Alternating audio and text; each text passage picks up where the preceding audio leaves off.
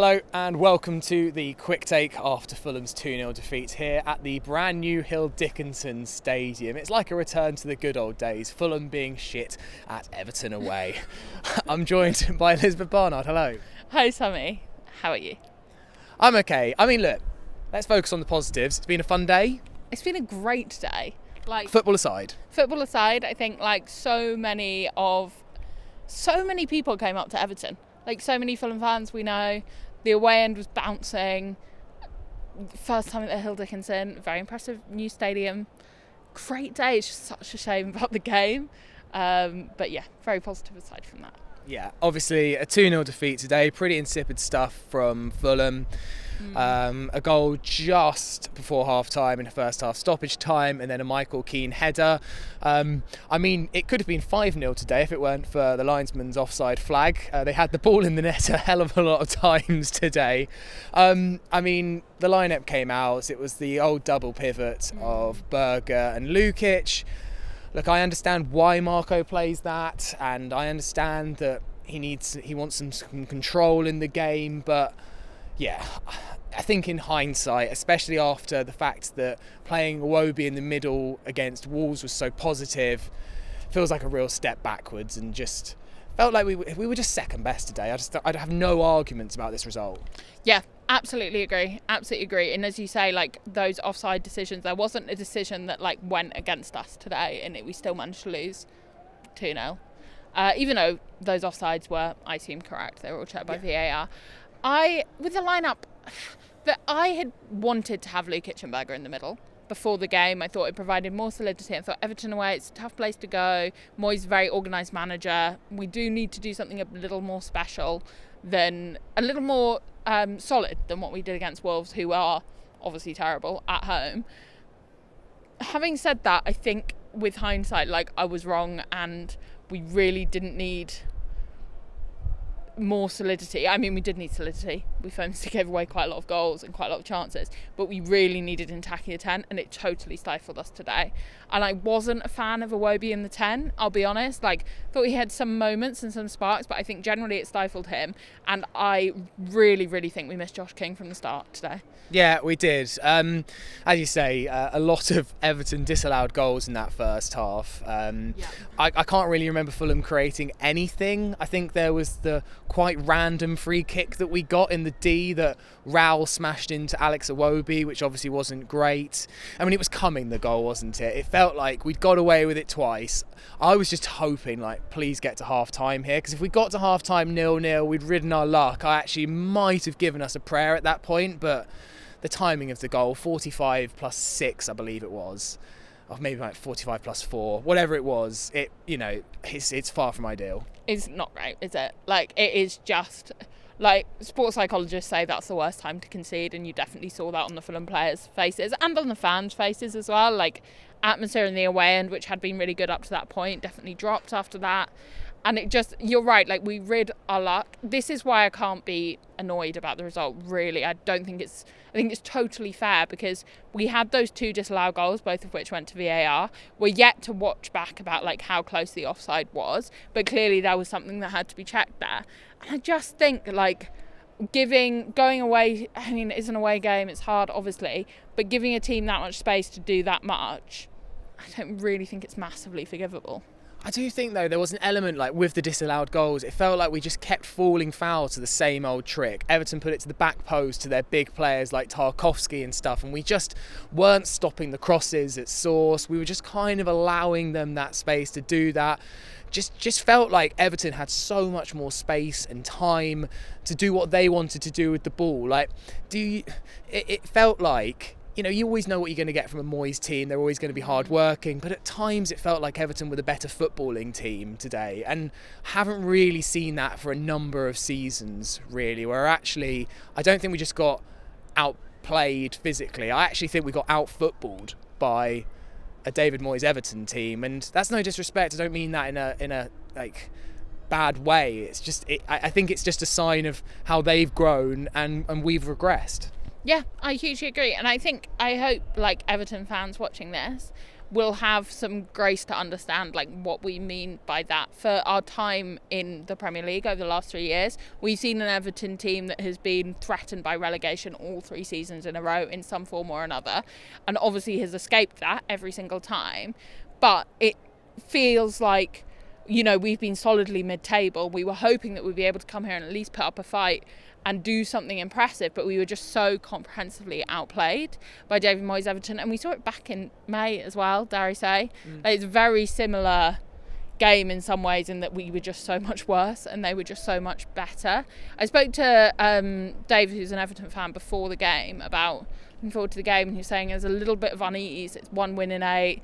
Fans are getting a little bit angsty. You didn't see any of that on the pitch today. Like, Everton were just actually better than Fulham in every way. Yeah, I don't want to come across cocky. Like, we had a chance today, right? We'd won 3-0. I know it was Wolves, but we were really impressive. We had all our players back from injury. You had an out-of-form Everton and a Fulham team with all its key players returning. Like, it was it wasn't like cocky to be optimistic going into this. And in our last 4 visits to Everton, 3 in the league, 1 in the cup, we've won 3 and drawn 1. Yeah, like, it's an impressive,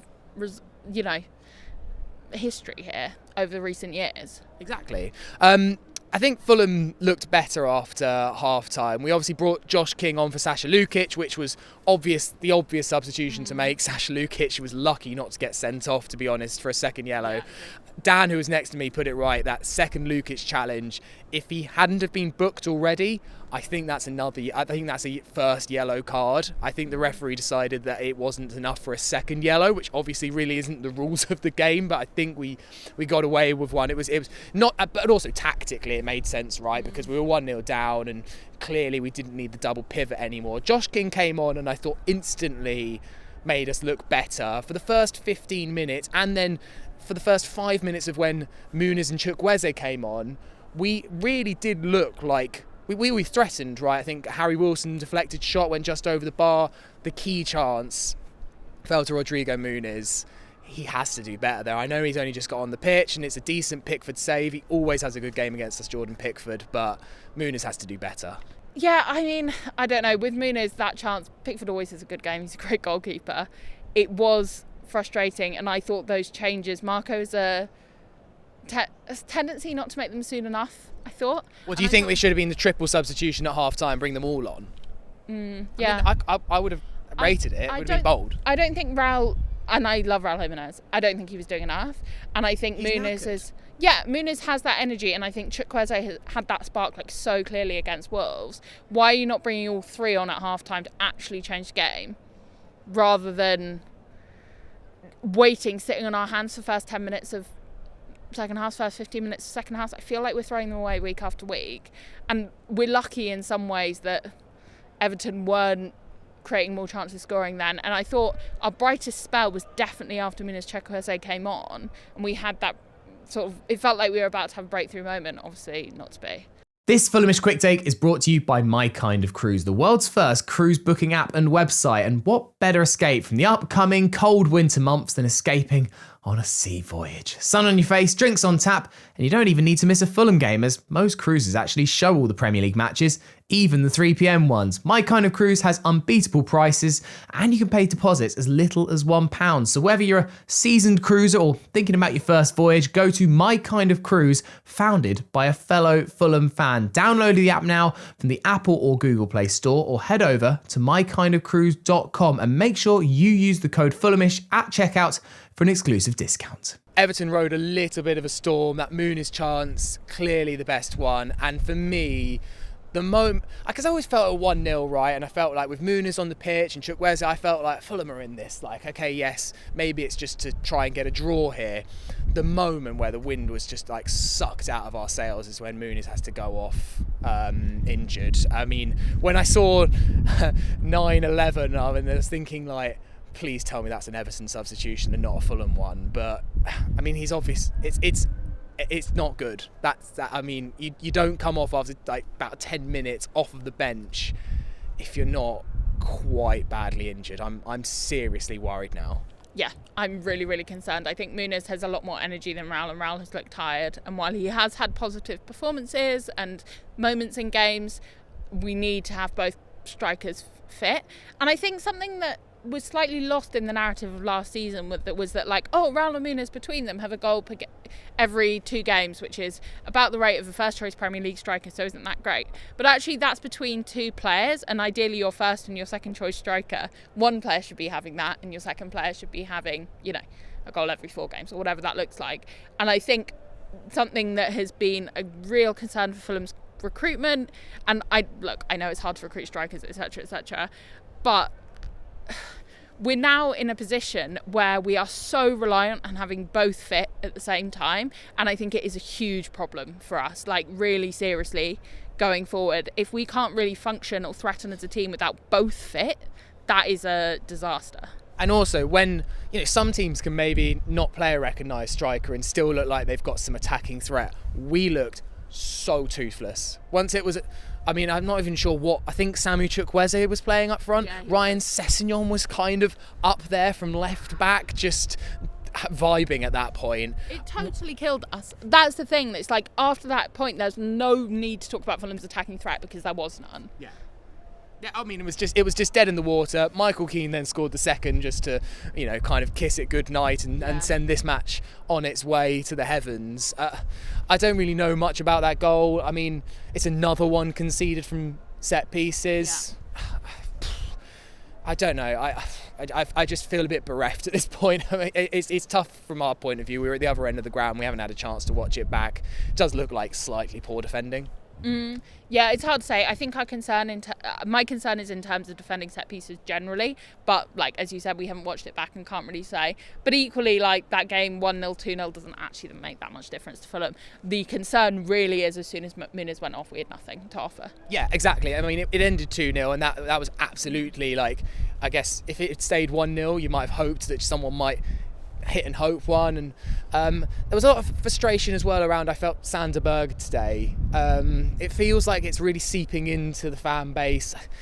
There was one moment particularly in the second half where he probably had a chance to shoot and he passes every single time, and it's quite frustrating because in his position he gets a lot of opportunities on the edge of the box where you just want to say to him, kind of João Palhinha style, have a hit, son. And it's his kind of negativity, I guess, in that moment, or the safe option that he always takes, feels like in the away end, like the frustrations over Sander are really building up. But I find that harsh because ultimately I think there's a good player there, and I don't think he's been brought to the club to score wonder goals. But I do feel it's hard not sometimes in that moment just to be like, come on. I would love to know where that instruction is coming from. Because I really believe in my heart and mind that most Premier League footballers ultimately want glory and are on some level a bit selfish. And I just can't believe that to have the dedication and grit and determination to get to that level of elite, that you are playing at that level of football but you just couldn't possibly take a shot. And I wonder whether that is coming from the top and is coming from Marco, in which case I'd like to know why. I'd like to see things loosened up a bit, because I do think that looking for those passes amongst very organised defences is just not working for Fulham at the moment. It's funny, I said the same thing to Dan. I said, do you not just instinctively as a footballer, when a ball lines up for you perfectly, kind of in and around the D, do you not just want to have a go? I get it, you shouldn't shoot from 35 yards, you've got no chance of scoring, etc. But from 20 yards, the ball's rolled back to you. You saw Everton have a couple of goes today. And speaking of Everton midfield performances, I don't think it's ideal that Kiernan Dewsbury-Hall had a pretty good game, considering he was someone that we were linked with pretty closely in the summer. I felt that rubbed salt in the wounds a bit. Yeah, not a good feeling that, I'll say. I guess final word then to the stadium. I mean, I thought it was very, very impressive inside the stadium. When Everton went 2-0 up, it was incredibly loud. Yeah, it was. I thought it was a little bit tepid until that moment, but once they were 2-0 up, I've not heard too many stadiums like it. Some more urinals would be nice from my point of view. There was about 3 for about 1,500 people, which meant that was my half time. But yeah, your thoughts on this new place, because we're only the 4th or 5th team to come here. Yeah, it's cool, as you were saying earlier, to be so early on in a club's new stadium, to be one of the teams that came here. I mean, no complaints about the ladies. They were fabulous. And yeah, I thought the view was really good in terms of the way that it was built. Like, I was in a position where I was quite close to the pitch, but I was also high enough to have perspective. I think it felt like quite steep, which is quite nice. But with rails, which is always great. Yeah, really, really like the new stadium. I will be back. We will be back, and hopefully with a win or at least a draw next time, and maybe we can get back to our good record away at Everton next season. Elizabeth, thank you very much. Well, thank you for having me, Sammy. And we'll be off to drown our sorrows somewhere in Liverpool. Have a great weekend, you whites. You whites.